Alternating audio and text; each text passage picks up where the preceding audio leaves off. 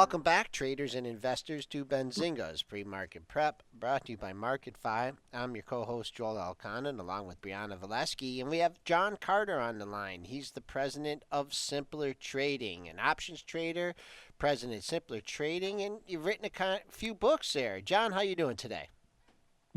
Great, Joel and Brianna. Good to be on the show this morning. Yeah, I think we've had a couple people on the show that you've mentored, Oh, haven't yeah, we? yeah, yeah. Quite a few. We hear your name come up quite a bit, so it's certainly a Henry Gamble, yeah. Raggy Oh, nice, Horner. nice. Yeah. Well, Yeah, so it's great to hopefully, find. hopefully they knew exactly what they were talking about. Yes, they did. They did. Very good things to say about Good. you here. First, tell us a little bit about your firm, Simpler Trading. How it came about and what kind of services you offer. Well, the main thing about it is just kind of the idea that, of course, there's a lot of free stuff online that kind of that explains different aspects of the stock market, but I really didn't see anything that's out there that would explain exactly how to use that free information and turn it into probabilities. And when you try to simple it down to probabilities, that's something that's useful that can actually make money. So our whole approach is being able to take some type of strategy and then match it to the best. Hey, here's an option strategy called a put spread. Well, match that to the best technical setup that it creates the best possibility for that setup, and then just marry the two together, and it just makes it kind of simple. Okay, and so you prefer the options market? I actually will do both. I will, if I like a stock, I will buy the stock outright, but also do a combination of things like sell puts and different things like that with the idea of getting assigned the stock, and I'm completely fine with that as well. Okay, you do any futures trading or strictly stock and options? Futures as well. Futures are a great future. So it's particularly in this kind of a market where if I've got a portfolio of stocks that I like and I don't necessarily want to sell them, but the market's making me nervous, I can look at some shorter term time frames for sell signals. Then I can short, say, S&P or NASDAQ futures, and then that way I can kind of hedge my portfolio, not worry too much about, okay, am I going to have to sit through this 10% correction? Well, it doesn't matter because I'm hedged. Okay, and what do you go to when you go to your shorter term indicators to look at? How short term do you go? I mean, you got some people looking at minute charts, 5 minute charts, 15 minutes. What charts do you use, and what do you look for? Ultimately, I think a 1 minute chart is a great way to just ultimately bang your head against the wall. You're going to get Yep. a lot of I actually to me, a short-term chart is around a 30-minute chart. That to me is, you're going to be outside of the noise. You're going to actually be able to capture meaningful trends that last a couple of days, and you're not going to get, sucked into, a 1 minute chart is just kind of like watching high-frequency algos bounce back and forth between each other, and it's not really productive, at least with my style of trading. Okay, all right. So you like half hour. That's a good time frame, and then so you'll put a hedge on and use your charts to get out of it. Let's just talk about option trading as a whole. And when people, I think sometimes people are a little bit intimidated by it. What do you do? I mean, you talk about simpler trading. What do you do to simplify the options markets for your students or customers? Well, the simplest way to think about options, because I remember the first time I went to an options class, and I honestly had no idea what they were talking about. And I think the easiest thing with options is just to realize that at its core, especially if you're talking about a stock like, say, Netflix, it's like, wow, here's a super high-priced stock. Well, just think of an option as a cheaper way to own that stock.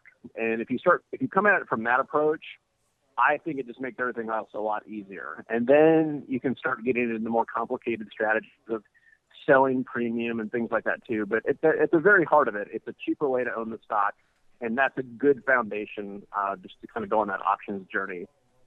And do you get into like all the fancy deltas and thetas and vegas and gammas and all that stuff, or do you try and keep it a little bit simpler? It's funny because I've talked to options traders who I've traded options a long time, and went down the road of and you kind of want to understand some of the math behind it.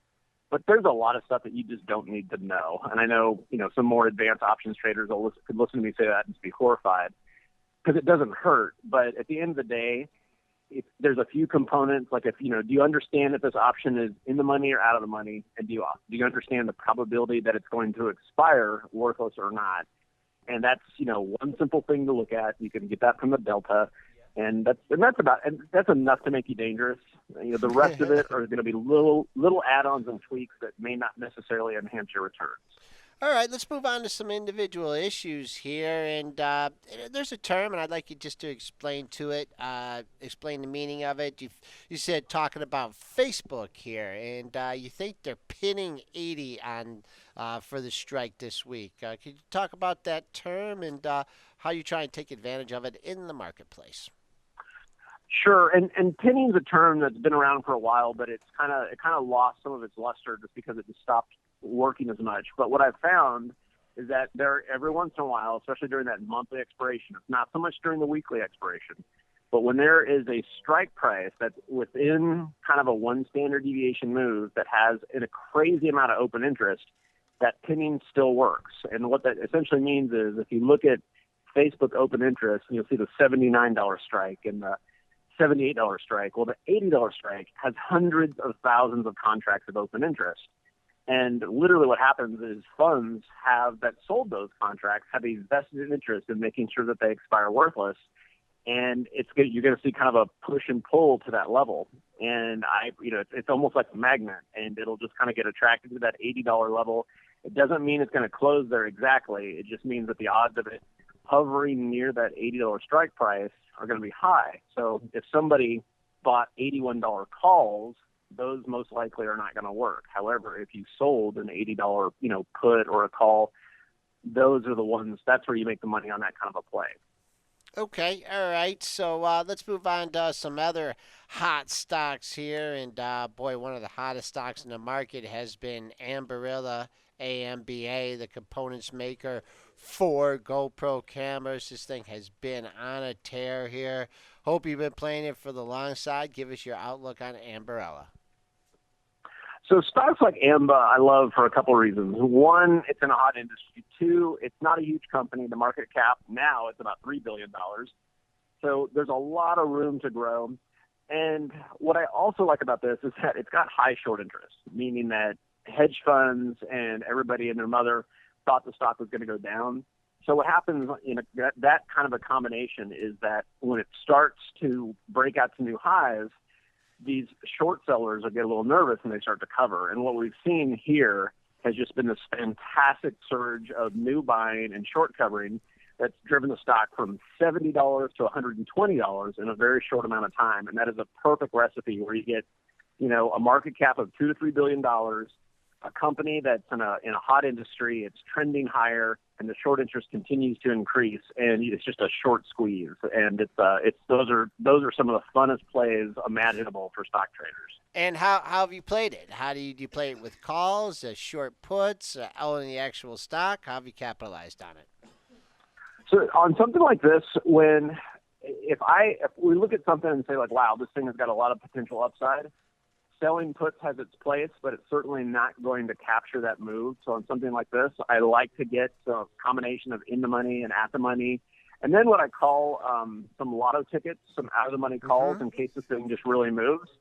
In this case, it did, which was great. I always kind of look at, if you're going to buy an out of the money call, you want to have another option position that offsets it. So a perfect combination there is you could sell a put credit spread, use that to finance an out-of-the-money call. That way, if it doesn't really make a move, that money you make on the put spread actually pays for that call that could expire worthless. In this case, you have the right combination of factors where those out-of-the-money calls, we call them 10-baggers, things that you can buy for 1 and sell for 10. And, obviously they don't come around every day, but when they do, you want to capitalize on them. Are you still holding on in this one here? I still see a lot of green, or have you said enough is enough already and moved on? We're at a spot now, which is interesting. I was just watching it pre-market where we've been sitting now yesterday between about 117 and 120. At this point, I call it feeding the ducks. So, original positions you've got to close out and take profits on, but I will still leave runners on. You never know in these things. It's always the biggest mistake I've always made in my trading career is when you get on a big winner is always assuming that where it's going to be too high. On AMBA, $90 look too high. $100 certainly look too high. But in trying to pick a top, you can leave a lot of money on the table. How far out do you go in the options on these? Do you give yourself some time, or do you get the bang for the buck in the weeklies? How far out do you go? I do a little bit of both. I always say when buying options, give yourself the gift of time. So even though it may be a short-term play, I only have like a 3 to 5 day time horizon. If my if I'm looking at a 3 to 5 day time horizon, I'll actually buy calls that are 15 to 20 days out. That way, I kind of have I call it the gift of time, where it gives you a little bit of time to recover, or if the stock doesn't make its move, because the death of an options trader is a sideways market if you're buying options. So that way, you kind of give it some time to kind of get going. But on something like that, I'm not going to go out, 90 days if I'm looking for a shorter term play. Okay. Do you trade like any of the big stocks, like Apple, or is it just not enough? I mean, I see something like Ambarella. I see where that thing moves. Do you trade it at all, or under particular situations? How do you approach a stock like Apple? Well, Apple's nice because from an options perspective, it's just so liquid. There's tons of volume, and because there's tons of volume, the bid-ask spread is really tight in a stock like Apple. So it's actually a really good stock for more shorter-term trades. I'm not looking for, Apple's already got a $700 billion market cap, so I'm not looking for a huge move from it. But it's great from a shorter-term perspective, where you've got the liquidity there. If Apple's, only going to move $1, there's still plenty of meat on the bone there from an options trading perspective. Okay. All right. Let's move on to Tesla here. Stock moves pretty good. It's kind of hit a little bit of a quiet period. How are you approaching Tesla Motors? Well, from Tesla's an interesting stock. It's kind of like the one everybody loves to hate. On the one hand, it's like, oh my gosh, it's Elon Musk. On the other hand, it's like, the market cap is bigger than General Motors. Are you kidding me? That part I don't really get into so much. It's just more like looking at order flow and money's coming into the stock, and looking at a weekly chart. We can see that Tesla's actually creeping up towards all-time highs again, and I think we're getting ready for another short squeeze. So I like the idea here of being long positioned, buying some calls, selling some puts, and seeing if this thing can actually just destroy any remaining short sellers that are in the stock. What do you consider high short interest? You've mentioned it a couple times here. What do you consider? I mean, 20, 25, 30, 35. How high do you like to sit? 20 is good. 20 is kind of a minimum threshold that I look for. 25 is kind of ideal. If it's more than that, sometimes, because sometimes they're right? So, like, if I remember J.C. Penney had a short interest of like 40%. Well, there's a reason for that. That company was going nowhere. So there's, it's not like they're always wrong, but when you get a situation like this where, 20, 25%, it can get really interesting. And so that's something that I've been kind of watching Tesla start to build up again, and just keeping an eye on that. Okay, and just moving on here, boy, a stock. I'm sure you're not coming anywhere near Twitter here. Get rid of Dick Costello, has the pop, $6 away from here. Another downgrade here coming from MKM Partners. Are you on Twitter? You use Twitter, or what do you think of the issue? Well, I use Twitter.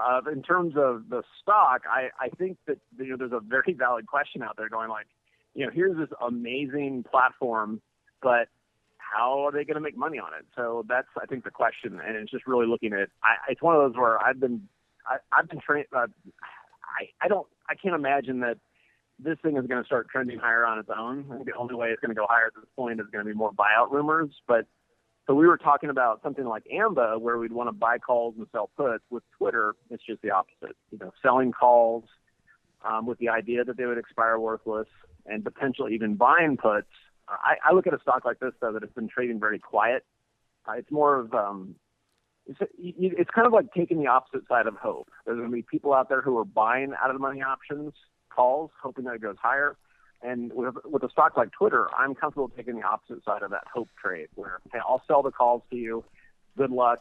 My aim is that they would expire worthless, and then I would just keep that money in my pocket. Okay, all right, that's the way to trade it. Is there? I mean, the market's been in a trading range here. Are there any stocks that are on your buy radar here? Coming into the quad wedge. Well, not so much the buy radar. I've been keeping an eye on the transportation index, and it's kind of like the forgotten index, or that people don't like to look at anymore. But that thing's been in a confirmed downtrend for a while now. That's started off on the daily chart. Now it's on the weekly charts. And I just look at that as a heads up. I mean, a lot of times, almost every time in the past when the S&Ps have actually had a correction that's lasted more than 3 days, it's like, hey, when was the last time that we had a 5 or 10% correction? It's started off with a breakdown of the transports. So the transports have broken down. And in the back of my mind, I'm actually very wary of not, quote unquote, of a top, but I think we're well overdue for a decline that can kind of scare the pants off some people. And that's actually the trade that I'm spending the most time looking at right now. All right. Well, there's no decline in the market here. The S&Ps have ripped north here off the open. Buying balances have pushed the index up over 2080 here. We actually had a little gap to fill from Friday and Monday's trading, and we got smack dab right in there. John, just any final tips for traders and investors before you leave the show?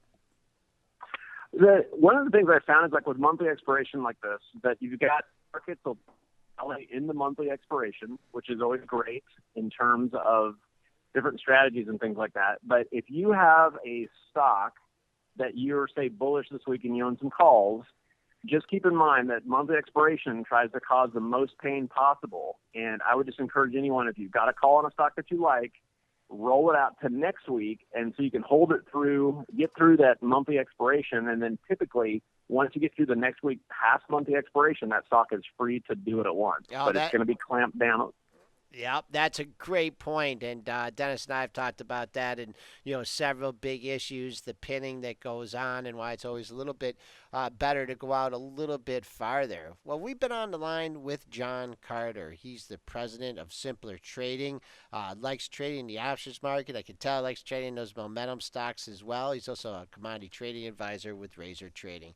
John, great information. Also, I think everyone that we've had on for your company has been just super. So we hope to continue that trend in the future and hope to have you on again soon. That's great. Thanks, Joel. Thanks, Brianna, and have an awesome day. Thanks, John.